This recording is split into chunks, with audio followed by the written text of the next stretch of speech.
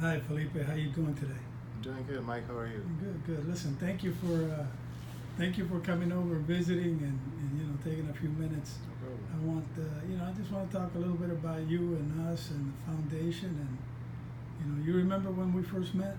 Of course. How could I forget? It was a few months after I just got shot. I got shot in Baghdad after my platoon got ambushed. You were at my bedside, and I was like, "Who is this guy?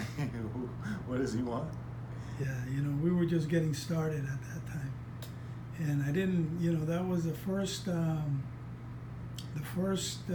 encounter that we really had with combat wounded was that at your Purple Heart ceremony. Okay. And at that Purple Heart ceremony, we had Sergeant Major, yourself, we had Rudy Saavedra, and Alroy Billiman.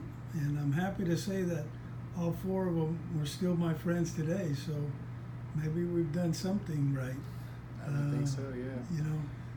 Anyway, tell me a little bit about. I know that you were shot, and you're kind of bound to that wheelchair. Tell me a little bit about how that happened. Well, I had just finished up a 11-month tour in Iraq. I was part of the Army Infantry, and got back to my duty station 2 days after I get back to my duty station. They say, pack your bags, you're going back to Iraq. The unit just got extended. So we went to Baghdad, only supposed to be there 4 months, 2 months into my extension. Platoon got ambushed. I took a shot through my right abdomen, went straight through, and here I am today. Yeah. Well, that's that's tough. I remember when we first met, you were tied up like with the body like Yeah, the brace on and everything. brace, and I remember something that you said where you said when they interviewed you, you said, well, we're out here, we go outside the wire, we know what can happen, but we do it for our country, and at that time, that was a hell of a thing to say in the position that you were. You're just lucky to be alive, Definitely, yes. And you spoke very eloquently about your service. Anyway, what do you, we've known each other, what now, almost 10 years or longer than 10 More years. than 10 years, 10 years plus, yeah. Yeah, because we met at the beginning of 2007. Now, why are you still hanging around this foundation?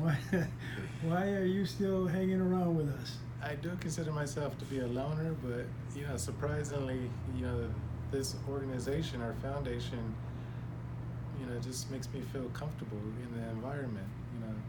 I don't usually go to other functions too much with other organizations because it's just all a dog and pony show. But this one, it feels like family. So that's what keeps me coming back. Yeah, I think probably the best thing that I can say about us is we didn't know what we were doing, and we kind of created a family, and that's really it. It wasn't by design. It was just because we didn't know what else to do. It was just keep bringing everybody together. Yeah. And so it's worked out. It's worked out as a method of operation. What do you want? What do you want people to know about Wounded Heroes of America? That the numbers keep increasing, so you must be doing something right. And the people keep on coming back, enjoying the functions, enjoying the camaraderie, enjoying just, the all-around good vibes. So, I would say, Wounded Heroes of America have, just brought people together, and that's pretty much the only thing vets need right now is, the feeling that they need to be wanted somewhere, someplace, by someone, and you provide that. Yeah, well, thank you for saying that. You are special to me, and we've talked about that. I've spent more time with you than with anybody in this foundation, going back to when we used to just go for a ride and go down to Santa Monica and hang out at the promenade, and you and those four vets is really what changed the direction of the foundation. Prior to that, we were dealing with a lot of ladies that had lost their husbands, but they were scattered all over the country. When we were able to connect with wounded guys here in Southern California, it made a huge difference, and we were able to connect on a personal level and be able to do more things. But you were among the first 4. And I'm really proud to call you my friend, and that we're still together and we're still hanging out. The feeling is mutual. So you know, you're my hero, dude. You're my hero, man. I tell you the truth, and you are what